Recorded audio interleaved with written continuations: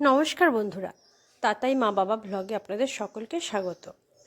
আমি আজ আপনাদের সাথে শেয়ার করতে চলেছি এঁচোড় দিয়ে চিকেনের একটা রেসিপি। আর রেসিপিটা অত্যন্ত সহজ, তাহলে দেখে নিন আপনারা। আমি এখানে এঁচোড়গুলোকে টুকরো টুকরো করে কেটে নিয়েছি আর জল দিয়ে ভালো মতন ধুয়ে নিয়েছি। একটা কুকারে আমি এই কেটে রাখা এঁচোড়গুলোকে দিয়ে দিলাম, আর সাথে দিয়ে দিচ্ছি সামান্য জল আর একটা আলুকে ডুমো ডুমো করে কেটে। প্রেশার কুকারে একটা সিটি মেরে আমি এঁচোড়টাকে হালকা সেদ্ধ করে নেব। এঁচোড় আর আলুগুলো আমার সেদ্ধ হয়ে গিয়েছে, এই দেখুন কতটা নরম হয়ে গেছে। এটা প্রায় 80%-এর মতন আমাকে নরম করে নিতে হবে। এবার আমি কড়াই গরম করে তার মধ্যে দিয়ে দিয়েছি সরষে তেল।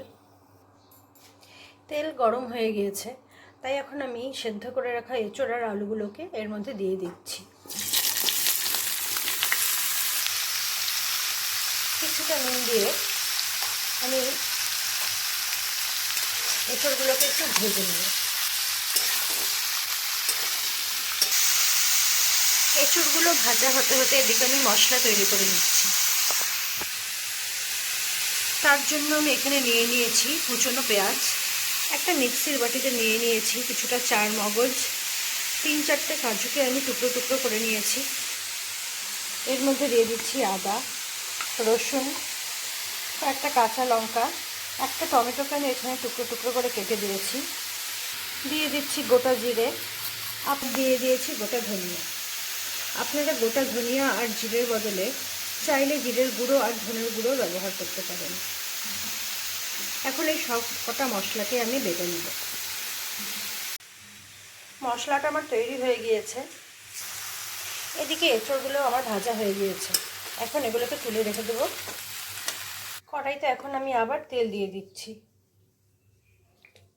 তেল গরম হয়ে গিয়েছে, এখন এর মধ্যে আমি দিয়ে দিচ্ছি ফোড়নের জন্য শুকনো লঙ্কা,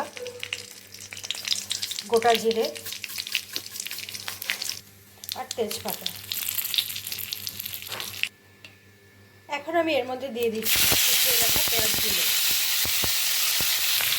যত সামান্য নুন দিয়ে আমি পেঁয়াজগুলোকে ভালো মতো ভেজে নেব।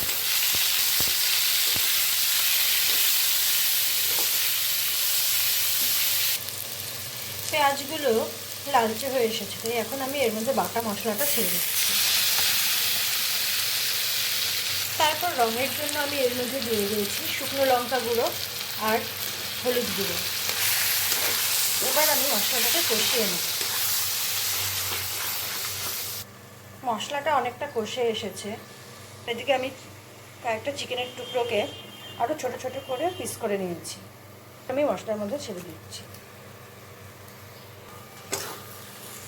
তারপর মশলার সাথে এগুলোকেও কষিয়ে নেব। চিকেনটা অনেকটা কষিয়ে গিয়েছে, এখন আমি এর মধ্যে দিয়ে দিয়েছি ফ্যাটানো টমেটো।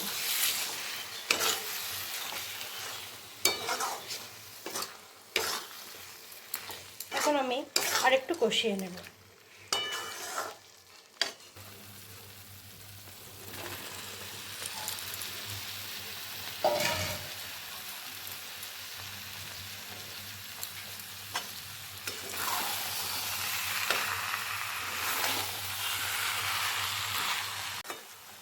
ফিরে আসলাম 5-7 মিনিট পর। দেখতেই পাচ্ছেন সব কিছু খুব ভালো মতন কষে গিয়েছে।